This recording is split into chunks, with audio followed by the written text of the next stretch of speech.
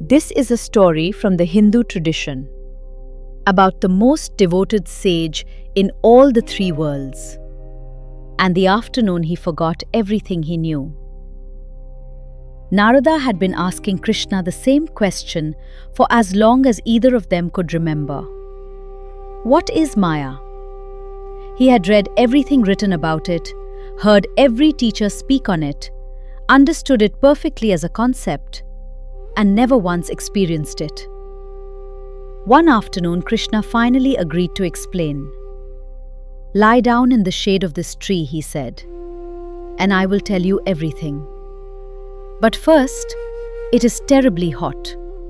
Would you get me some water from that village over there?" Narada was delighted to be of service to his beloved Lord and set off across the sun-baked fields, already turning over in his mind how wonderful it would be to finally understand the great mystery.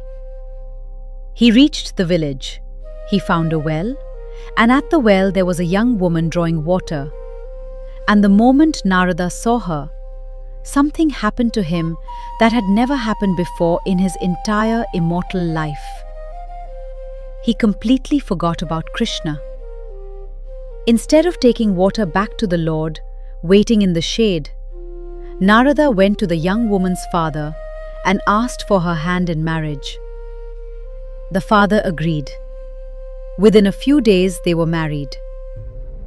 And so began the life of Narada the householder, a life so warm and so full that the sage who had spent eternity chanting the name of God found himself for the first time thinking of something else.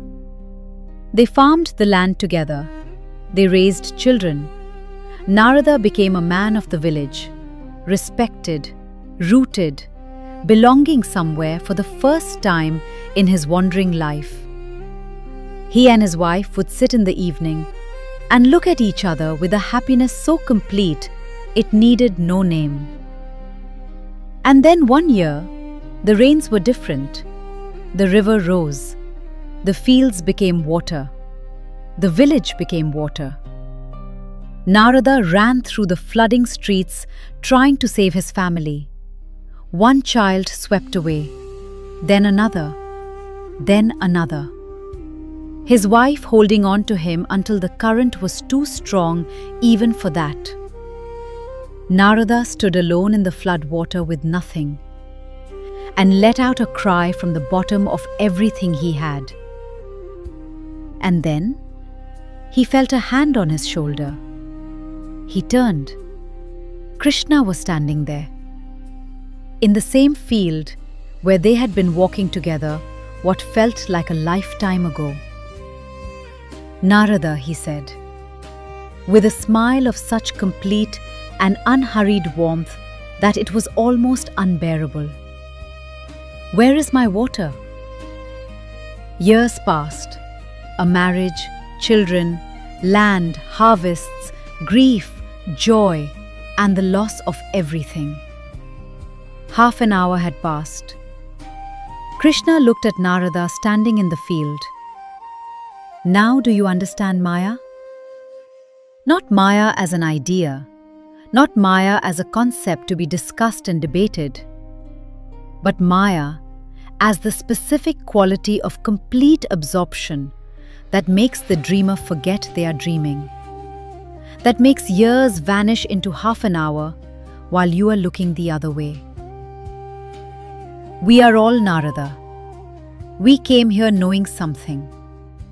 And then the well appeared, and the face at the well, and the father's invitation, and the warmth of the house, and the children's laughter, and the evening conversations. And somewhere in all of that, we forgot what we came for. This is not a judgment. Krishna is not saying the family was not real. He's saying something more specific and more gentle. That while you were completely absorbed in the dream of your life, something was waiting in the shade of a tree, still thirsty, still smiling, still asking. I'll leave you with one question today. What were you looking for before the face at the well? This has been The Long Thread. Ancient stories for the present moment. If this story stayed with you, follow the long thread and wake up to a new one tomorrow.